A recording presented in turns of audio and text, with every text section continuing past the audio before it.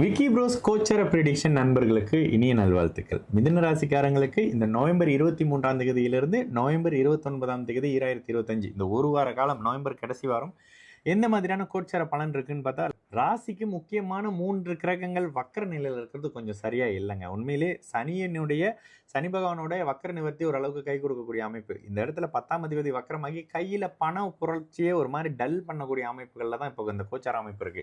இதனை இன்னும் கொஞ்சம் வீக் ஆக்குற மாதிரி ராசிநாதன் வேற அப்படியே வக்கர நிலையிலே இருக்காரு.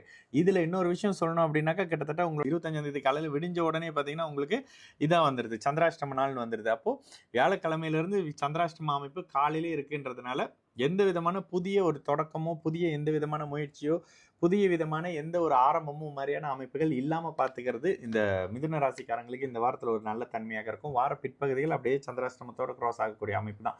வளர்பிறை சந்திரனாகி 7ஆம் இடத்துல, 8ஆம் இடத்துல, 9ஆம் இடத்துல வரக்கூடிய அமைப்பு. பிற்பகுதியில வார கடைசியில மட்டும் அந்த 27ஆம் தேதி தாண்டின பிறகு கிட்டத்தட்ட அவருடைய சந்திராஷ்டம அமைப்புகள்ல இருந்து அவர் முழுமையாக இந்த 28, 29 வெளியில வந்திருப்பாரு. ஆமா, 28, 29 கொஞ்சம் வெளியில வந்திருக்கக்கூடிய அந்த காலகட்டங்கள்ல 9ஆம் அதிபதி 2ஆம் அதிபதி 9ஆம் இடத்துல இருக்காரு அப்படின்ற அமைப்புகள்ல அவரே 11ஆம் அதிபதியோட தொடர்புல இருக்காருன்றதுனால சிலருக்கு அதிர்ஷ்டம் கை கொடுக்கக்கூடிய அமைப்பு, பெரிய அளவுக்கு பணம் தேக்கமா இருந்த இடத்துல இருந்து வரக்கூடிய தன்மைன்ற மாதிரியான எங்கெல்லாம் பணம் மாட்டிக்கிட்டு இருந்துச்சோ அந்த இடத்துல இருந்து பண வரத்துக்கள் இருக்கக்கூடிய அமைப்புன்னு சொல்லி ஓரளவுக்கு கை கொடுக்கக்கூடிய அமைப்பாக உங்களுக்கு கிட்டத்தட்ட சனி ஞாயிற்றுக்கிழமை போல இருக்கும். இந்த தன்மையில இருக்கக்கூடிய அமைப்பு தான். ஆனா என்ன இருந்தாலும் சற்று எதையும் நிதானமாக கையாள வேண்டிய ஒரு காலகட்டமாக முதல் ஒரு 3 நாட்கள் 4 நாட்கள் இந்த வாரத்தில் இருக்கு. 23ஆம் தேதி 24ஆம் தேதி விட்டு அப்படியே சந்திரன் நஷ்டமாகக்கூடிய சந்திராஷ்டம அமைப்புகள் இருக்கிறது ஓரளவுக்கு சாதகமான நிலை இல்லை என்றதுனால சனிக்கிழமைக்கு பிறகு எந்த விதமான முன்னேற்றங்களோ மாற்றங்களோ இருக்கக்கூடிய அமைப்பு, முயற்சிகள் பலிக்கக்கூடிய அமைப்புன்ற மாதிரியான நல்ல தன்மைகள் மிதுன ராசிக்காரங்களுக்கு இருக்கும். அதுக்கு முன்னுக்கு வரைக்கும் இந்த ஷேர் மார்க்கெட் ட்ரேடிங் பக்கம்லாம் கொஞ்சம் போகாம இருங்க.